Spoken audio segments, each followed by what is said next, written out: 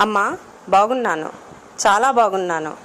మనసున్నవాడిని నే కోరితే బంగారు బొమ్మనే ఇచ్చే నీ ఉదారం.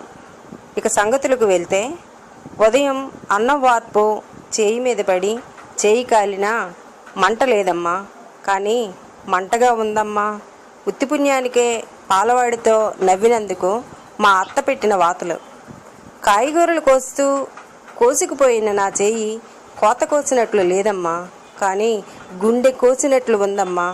పెళ్లిలో మా మామగారి తరపు వాళ్ళకి మర్యాద జరగలేదని, మామగారి దెప్పుళ్ళు, పండగకి కొన్న కొత్త చెప్పులు, తడబాటు నడకకి బెండు అయినా నా పాదం వాచినట్లుగా లేదమ్మా, కానీ వాచిపోయాయమ్మా అత్త చెప్పుడు మాటలకు నా బంగారు బొమ్మ బెల్ట్ దెబ్బలు. ఉద్యోగ హడావిడిలో తలుపులో పడిన నా వేళ్ళు నొప్పిగా లేవమ్మా, కానీ నొప్పిగా ఉందమ్మా.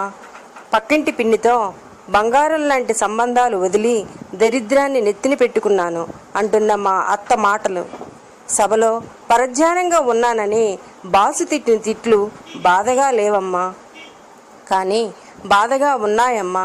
నాతోనే మెలుగుతూ నా వెనక అన్నతో చాడీలు చెప్పుతున్న మరదలి మాటలు. బస్సు తప్పిపోతుందేమోనన్న తొందరలో దుమ్ము కళ్ళలో పడినా మంట లేదమ్మా, కానీ మంటగా ఉందమ్మా.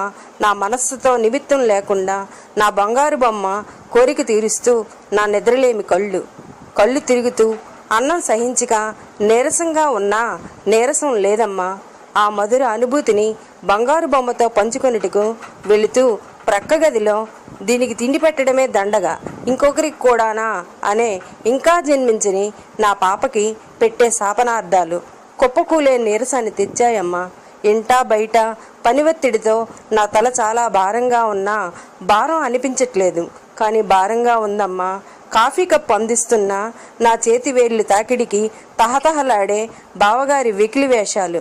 ఆ తప్పుని కూడా నా మీదే వేస్తారేమోనని పెదవి విప్పని నా హృదయ భారం చాలా భారంగా ఉందమ్మా.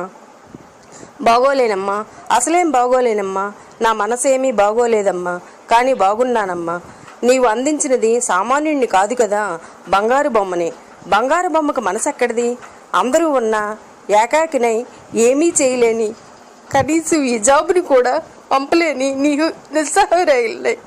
ఎందుకంటే నా బాధ చూసి నీవు పడే బాధ తట్టుకోలేను. అందుకే అమ్మ బాగున్నాను, చాలా బాగున్నాను.